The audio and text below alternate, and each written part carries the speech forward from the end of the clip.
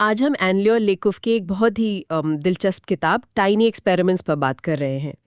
پورا نام ہے how to live freely in a goal obsessed world. جی، اور یہ واقعی ذاتی ترقی کے بارے میں سوچنے کا ایک آپ کہہ سکتے ہیں بالکل نیا زاویہ پیش کرتی ہے۔ بالکل، مصنفہ خود نیورو سائنٹسٹ ہیں، گوگل میں بھی کام کر چکی ہے اور اب نیس لیب چلاتی ہیں۔ ہاں، ان کا پس منظر بھی کافی متاثر کن ہے۔ کتاب کا جو مرکزی خیال ہے وہ یہ کہ بڑے سخت قسم کے اہداف بنانے کے بجائے کیوں نہ ہم اپنی زندگی میں چھوٹے تجسس سے بھرپور تجربات کریں، اس سے زیادہ آزادی اور خوشی مل سکتی ہے۔ سنو سوچو سمجھو میں خوش آمدید۔ اور دیکھیں یہ نقطہ نظر آج کل خاص طور پر بہت اہم ہو گیا ہے۔ وہ کیسے؟ ہم سب پر ایک کوگنیٹو اوور لوڈ ہے، یعنی معلومات کی بھرمار، پھر ہر وقت پروڈکٹیو رہنے کا دباؤ۔ او ہاں، سوشل میڈیا کا موازنہ الگ ہے۔ بالکل، یہ سب مل کر ایک میکسیمائزڈ برین والی کیفیت پیدا کرتا ہے جو اکثر وہ جسے کہتے ہیں برن آؤٹ، یعنی شدید تھکاوٹ کی طرف لے جاتا ہے۔ صحیح۔ مصنفہ نے خود یہ تجربہ کیا ہے۔ گوگل میں برن آؤٹ، پھر ایک سٹارٹ اپ بھی ناکام ہوا۔ اچھا۔ جی، پھر انہوں نے نیورو سائنس پڑھی اور اپنے تجربات آن لائن شیئر کرنا شروع کیے، تو وہاں سے انہیں یہ نیا راستہ ملا۔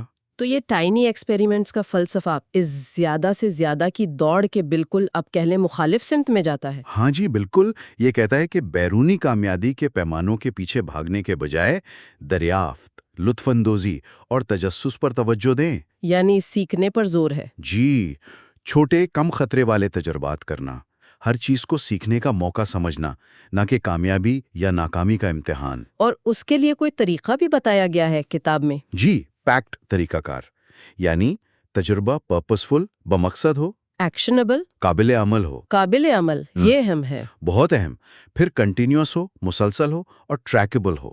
مثال کے طور پر آپ صرف یہ تجربہ کریں کہ اگر میں ایک ہفتے تک روزانہ صرف 15 منٹ کوئی نئی زبان سیکھوں تو کیسا لگتا ہے؟ اور ٹریک کرنا کیوں ضروری ہے؟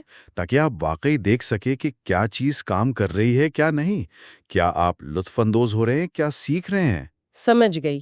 اور کتاب میں ان کوگنیٹو اسکرپٹس یعنی ذہن میں بیٹھی پرانی سوچوں یا رویوں کو توڑنے کی بات بھی ہے؟ جی ہاں، وہ خودکار رویے جو ہمیں محدود کرتے ہیں، خاص طور پر ہمارے جیسے معاشرے میں جہاں روایتی راستے بہت مضبوط ہوتے ہیں۔ جیسے وہ کراؤڈ پلیزر اسکرپٹ کا ذکر ہے، یعنی ہمیشہ دوسروں کو خوش رکھنے کی کوشش کرنا۔ بالکل، اور یہ پاکستانی تناظر میں تو بہت ہی عام ہے، خاندان کی، برادری کی توقعات۔ ہاں، کیریئر کے انتخاب سے لے کر ذاتی فیصلوں تک۔ جی، تو یہاں ٹائنی ایکسپیریمنٹس بہت مددگار ہو سکتے ہیں۔ فرض کریں کوئی طالب علم دباؤ میں میڈیسن پڑھ رہا ہے، مگر دلچسپی آرٹ میں ہے، تو وہ کیا کرے؟ وہ ایک ٹائنی ایکسپیریمنٹ کر سکتا ہے۔ ہفتے میں کہہ لیں 2 گھنٹے آرٹ کلاس لے کے دیکھے، بس یہ جاننے کے لیے کہ کیا واقعی یہ اس کا شوق ہے۔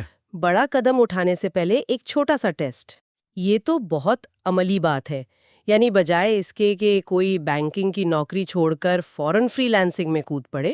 ہاں، وہ پیکٹ استعمال کر کے شام میں ایک آدھ چھوٹا فری لانس پروجیکٹ لے کر تجربہ کر سکتا ہے کہ کیا یہ راستہ اس کے لیے ٹھیک ہے بھی یا نہیں۔ بالکل، اسی طرح کوئی بڑا کمیونٹی پروجیکٹ شروع کرنے کے بجائے ایک چھوٹا سا محلے کی سطح پر تجربہ کیا جا سکتا ہے۔ جیسے صفائی مہم۔ جی بالکل، اس سے دباؤ کم رہتا ہے، آپ کو فوراً فیڈ بیک ملتا ہے اور آپ زیادہ لچکدار رہتے ہیں۔ اور اگر تجربہ کامیاب نہ بھی ہو تو بھی آپ نے کچھ سیکھا ضرور ہے۔ یہ جیتنے سے زیادہ سیکھنے پر زور دیتا ہے۔ سب کچھ پہلے سے معلوم ہونا ضروری نہیں۔ تو خلاصہ یہ ہوا کہ بڑے سخت قسم کے اہداف سے ہٹ کر اگر ہم چھوٹے لچکدار تجربات یا جسے کتاب میں گروتھ لوپس کہا گیا ہے وہ اپنائیں تو ترقی کا عمل زیادہ پائیدار، دلچسپ اور کم دباؤ والا بن جاتا ہے۔ بالکل۔ کتاب میں ایک جملہ ہے، عمل وضاحت کا تیز ترین راستہ ہے، یعنی کرنے سے ہی سمجھ آتا ہے۔ جی ہاں، اور جب آپ خطرات کو کم کرتے ہیں تو آپ کی ہمت بڑھتی ہے، آپ نئی چیزیں آزمانے سے گھبراتے نہیں۔ اور اسی نقطے کو آگے بڑھاتے ہوئے آخر میں ایک سوال سوچنے کے لیے چھوڑتے ہیں۔ کتاب میں سیلف اینتروپولوجی کی ایک تکنیک کا ذکر ہے۔ اچھا، وہ کیا ہے؟ یعنی ایک دن کے لیے آپ اپنی زندگی، اپنی توانائی کی سطح، اپنے موڈ، اپنے رد عمل کا بس مشاہدہ کریں، غیر جانبداری سے، جیسے کوئی ماہر بشریات کسی کلچر کو سمجھنے کی کوشش کرتا ہے۔ دلچسپ ہے۔ تو سوال یہ ہے کہ کیا یہ سادہ سی مشق کسی کو اپنا پہلا ٹائنی ایکسپیرینس ڈھونڈنے میں مدد دے سکتی ہے؟ کوئی ایسا تجربہ جو شاید آپ کے اپنے بارے میں یا آپ کے راستے کے بارے میں یا آپ کے ثقافتی پس منظر سے جڑے کسی پرانے گہرے مفروضے کو چیلنج کر دے؟ یہ ایک بہت گہرا سوال ہے، سوچنے والی بات ہے۔ اگر آپ کو ہمارا یہ ویڈیو پسند آیا ہو تو براہ کرم اس ویڈیو کو لائک، شیئر اور سبسکرائب کریں۔ اپنے خیالات اور اس موضوع پر اپنی رائے کامنٹس میں ضرور دیں۔ اگر آپ چاہتے ہیں کہ ہم مستقبل میں کسی اور موضوع پر ویڈیوز اپلوڈ کریں تو وہ بھی ہمیں کامنٹس میں بتائیں۔ آپ کی رائے ہمارے لیے بہت اہم ہے۔